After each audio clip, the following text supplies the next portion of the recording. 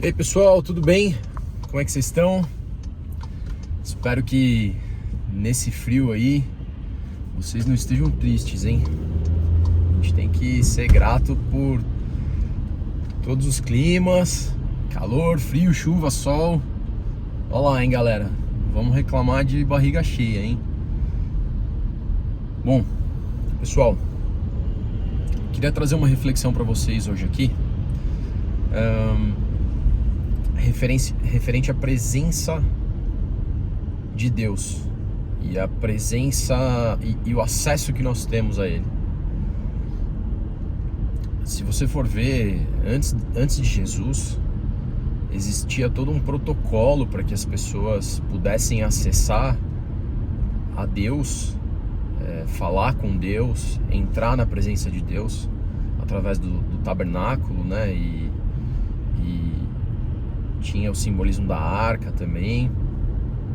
Então não era como é hoje. As pessoas não tinham acesso a Deus e acesso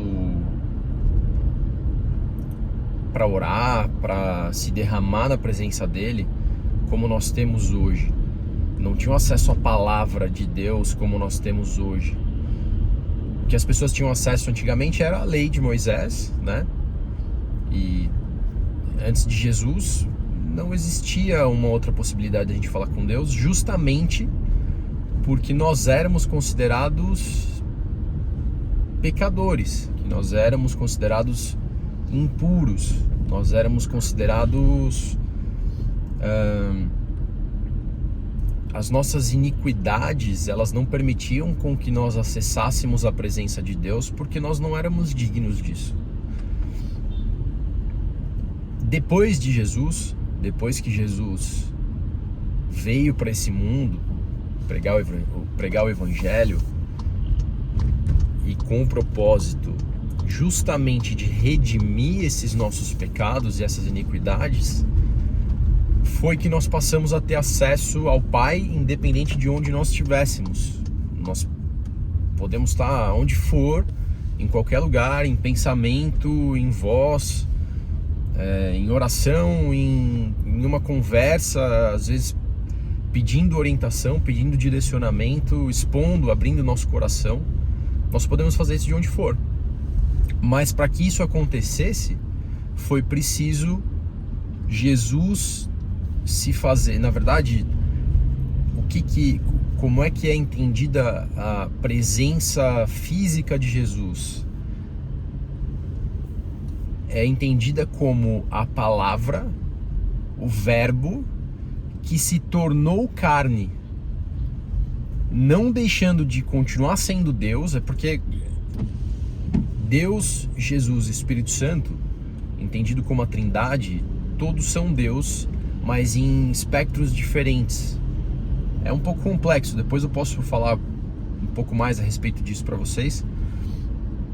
Mas quando nós entendemos que o verbo se tornou carne, não é que o verbo deixou de ser Deus para se tornar Jesus. Ele continuou sendo Deus, só que ele também se tornou humano como nós, passou pelas mesmas aflições que nós passávamos, né, e que nós passamos até hoje, cada um com a sua particularidade. Ele passou por diversas situações, né, apanhou, teve ali um sofrimento físico, teve um sofrimento psicológico, principalmente quando ele se sente abandonado ali, quando o Deus Altíssimo o deixa para que ele pudesse absorver todos os nossos pecados, né, antes de ser crucificado.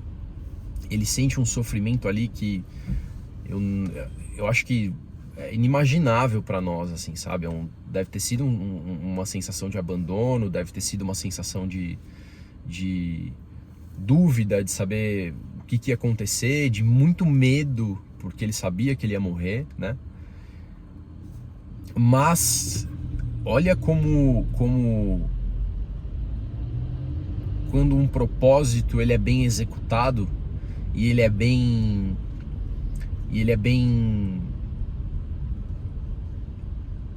internalizado por alguém, que no caso foi Jesus, e ele se comprometeu com esse propósito, nem por ele, né, mas por nós, porque era a missão dele nessa terra.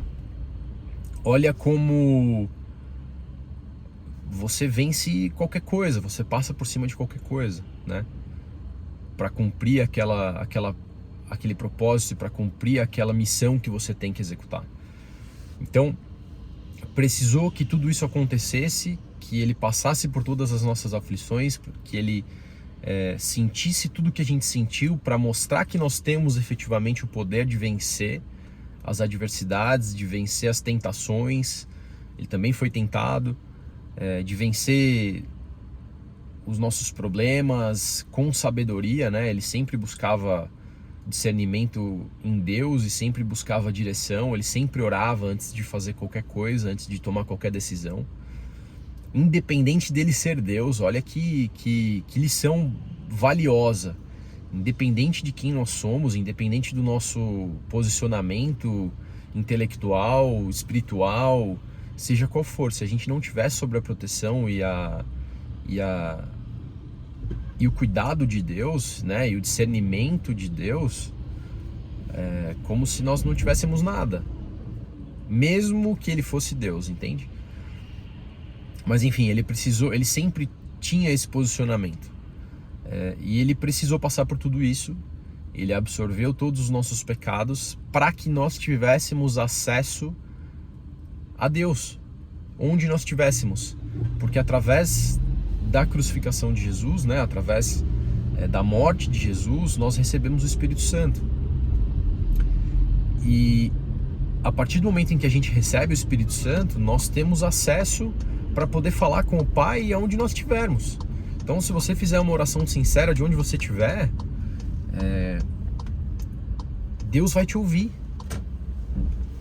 Aqui, se eu orar aqui no carro, Deus vai me ouvir. Se você orar aí onde você estiver, Deus vai te ouvir agora. Se você estiver no banho, Deus vai te ouvir. Se você estiver no banheiro, se você estiver dormindo, se você estiver na cama, se você estiver, enfim, em qualquer lugar que você estiver. Se você estiver na igreja, mas aí entram outras questões, né? Aí depende muito de como é que você tem buscado a sua santificação, como é que você tem buscado se purificar, como é que você tem buscado se redimir dos seus pecados. A partir do momento que a gente aceita Jesus, a gente tem uma remissão de todos os nossos pecados, mas a gente precisa entregar. A gente precisa entregar nas mãos de Deus as nossas aflições, os nossos pecados, as nossas transgressões, e a gente precisa orar pedindo para que Deus nos perdoe desses atos e falhos, né, e desses pecados e dessas atitudes que nós tivemos no passado, para que nós nos tornemos um novo homem, para que nós nos tornemos uma nova criatura. E a partir daí, sim, nós comecemos um processo de santificação a longo prazo. E é a longo prazo mesmo, porque tem coisas que são muito difíceis de nós quebrarmos, né? São coisas que são hábitos muito enraizados em nós, né? São coisas que a gente precisa de imagina uma coisa que você levou 30 anos para desenvolver, e você pratica aquilo durante muitos anos e muito tempo. Não espere que vai ser de uma hora para outra que você vai se transformar numa nova criatura, numa nova pessoa, e vai largar aquilo que você fazia antes. Você tem que entender que existe um processo, que você tem que internalizar, você tem que amadurecer quem é Cristo, você tem que amadurecer a palavra de Deus. Mas o que eu quero dizer, em suma, é que você tem acesso a Ele. Você pode desenvolver a sua fé e desenvolver um relacionamento com Deus de uma forma muito particular e muito mais privativa, e de um acesso, de uma liberdade que antes de Jesus vir e se entregar por nós, a gente não tinha. A gente, que eu digo, nós seres humanos, né? Então, assim, nós temos que entender que não adianta nós acharmos que Deus está só em X lugar, que Deus está só na igreja, que Deus está só na Bíblia, que Deus está só... A partir do momento em que você aceita Jesus e que você entrega a sua vida a Ele, Ele passa a fazer morada dentro de você. A Bíblia diz que nós somos templo do Espírito Santo. Inclusive, nós temos que cuidar do nosso corpo e da nossa mente, justamente pensando que nós somos templo do Espírito Santo, que nós somos morada de Deus, morada, né? Que Ele mora dentro de nós. Então, assim, olha que insanidade, né? Deus se fez homem, sentiu as nossas dores, tomou os nossos pecados para si. Um Deus que criou tudo, que já era antes de tudo,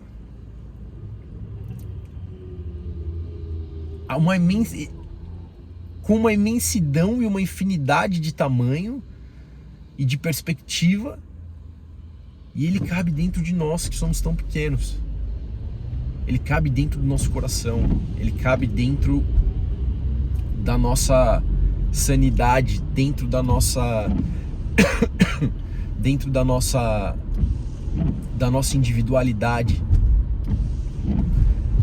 Deus é magnífico, e quando Ele faz esse movimento de morar dentro de nós, de estar presente dentro de nós, uma observação, tá? Ele é tão educado e tão maravilhoso que Ele só entra com a nossa permissão. Se nós não permitirmos com que Ele entre dentro de nós, Ele não entra. Ele fica na dele, porque Ele nos deu o livre-arbítrio. Então nós temos a possibilidade de escolher o que nós queremos, se nós queremos viver com Ele ou não, se nós queremos que Ele habite dentro de nós ou não, entende? E a partir do momento que a gente permite com que Ele entre dentro de nós, a partir do momento em que a gente dá liberdade para que Ele se faça presente na nossa vida, Ele passa a conhecer tudo dentro de nós. Ele passa, não que Ele não conheça, mas o que eu quero dizer é o seguinte: na verdade, tudo dentro de nós passa a conhecer a Deus. Tudo dentro de nós passa a ter um significado diferente. É como se o nosso julgamento e o nosso discernimento das coisas, ele seja modificado, ele seja alterado por uma configuração diferente, que o que nós fazíamos já tem um significado diferente para nós, principalmente coisas que não fazem sentido para uma vida cristã, que não fazem sentido para uma fé funcional, entende? Então, acabei divagando um pouco aqui, né? Mas é importante nós entendermos que a presença de Deus, ela é constante, Nós temos acesso a Deus constantemente, nós temos acesso aos teus ensinamentos constantemente. Se nós buscarmos a Deus em todas as situações da nossa vida, se nós buscarmos a sabedoria dele, se nós buscarmos a presença dele, se nós efetivamente quisermos ter intimidade com Deus e que ele se faça presente em todas as situações da nossa vida, é muito possível. É só nós querermos e é só nós buscarmos, entende? Então fica uma sugestão para vocês, que vocês se permitam acessar a presença de Deus em todos os momentos. Não precisa ajoelhar e orar e falar Senhor, e chorar e se derramar na presença dele em todos os momentos. Isso é muito particular de cada um de nós, e isso geralmente nós fazemos no nosso quarto, na nossa individualidade ali, sozinhos, num momento onde nós efetivamente queremos nos derramar na presença dele.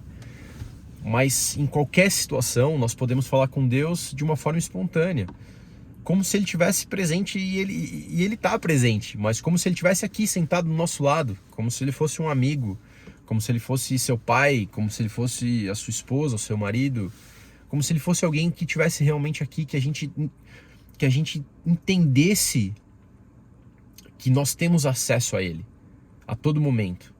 Então, fale com Deus, tire uma dúvida, fala: Senhor, o que eu devo fazer nessa situação? Senhor, me direciona em como é que eu devo agir, como é que eu devo falar com determinada pessoa, como é que eu devo agir nessa reunião, como é que eu devo me portar nessa entrevista de emprego, como é que eu devo... Quais as palavras que devem sair da minha boca quando eu for apresentar um trabalho, quando eu for fazer uma amizade, porque também é muito importante o que sai de dentro de você. Será que as pessoas enxergam essa presença de Deus em você? Será que elas enxergam Cristo verdadeiramente em você? Será que você está vivendo e buscando ser efetivamente a imagem e semelhança dele? Então, é muito importante que nós entendamos que Jesus está dentro de nós e ele está presente para onde quer que nós formos.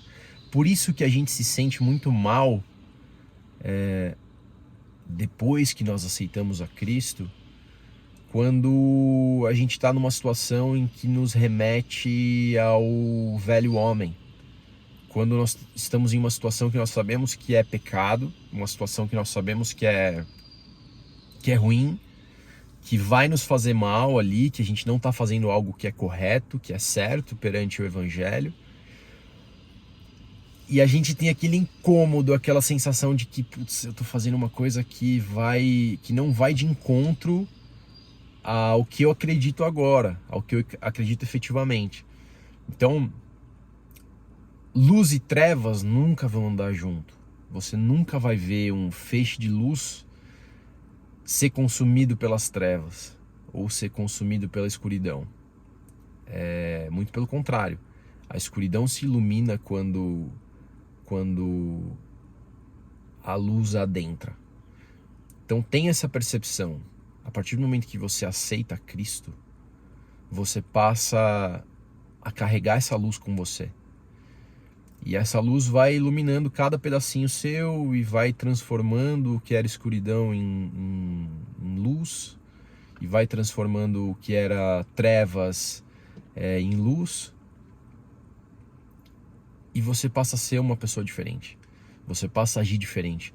Mas isso não é do dia para a noite. Não pense que você vai entrar num culto ou que você vai fazer uma oração e você vai aceitar Cristo e você vai ser completamente transformado do dia para a noite e vai ser uma nova criatura e vai largar tudo que você fazia no passado e nunca mais vai sentir vontade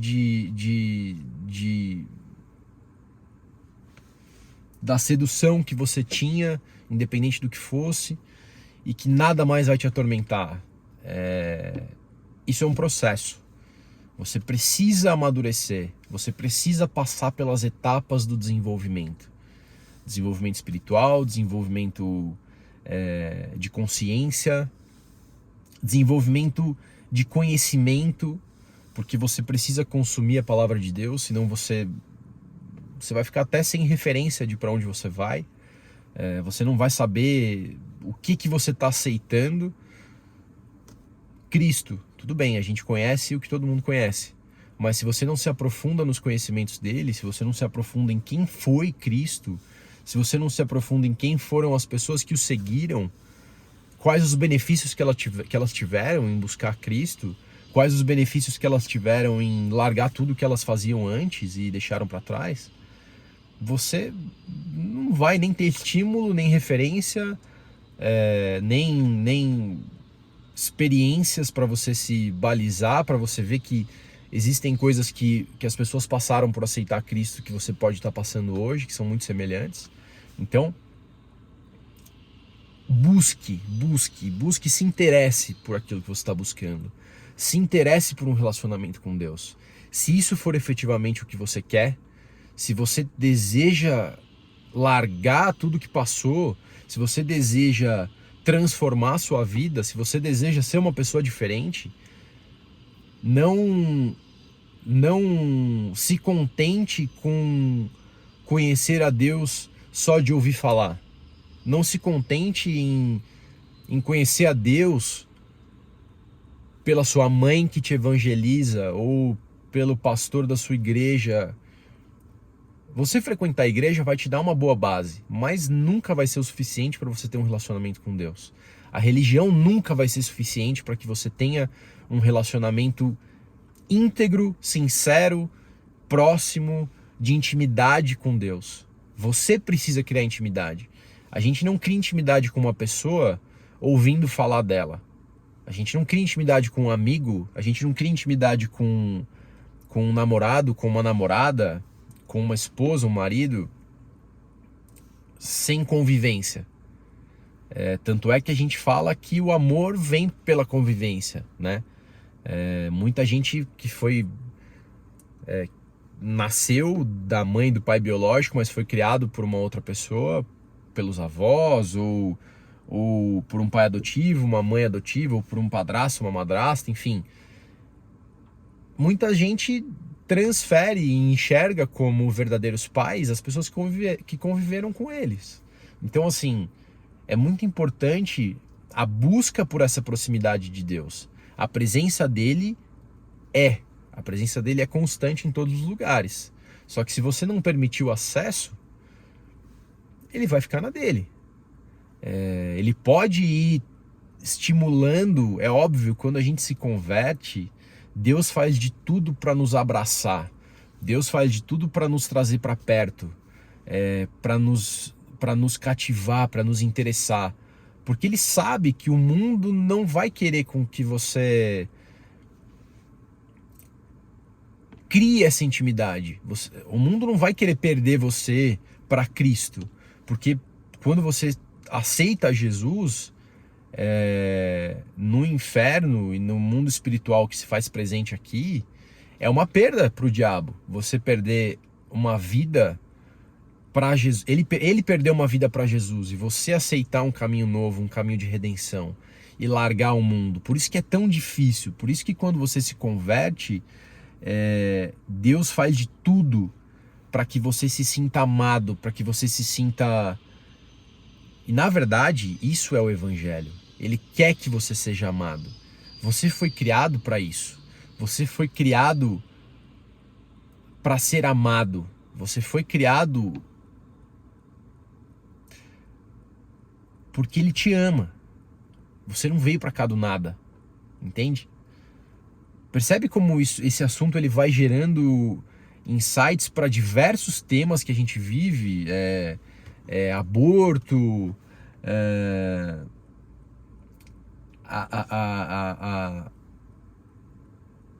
a desconfiguração das ideias que as escolas, que a política, que o mundo quer implementar na cabeça das nossas crianças. Vocês percebem como isso tudo está interligado? E a gente tem muita ramificação de assunto aqui pra gente falar, e eu posso dar diversos exemplos, mas eu não quero fugir do tema. Enfim, para resumir o que eu quis dizer aqui a presença de Deus, ela é constante. Basta com que você crie intimidade, porque aí você tem acesso a Ele onde você estiver. Você tem acesso a Ele em qualquer lugar. Você tem acesso a Ele em qualquer momento. Busque intimidade com Ele. Se você é novo convertido, se você é velho convertido, se você é cristão desde que nasceu, busque intimidade, porque só a teoria com a prática e com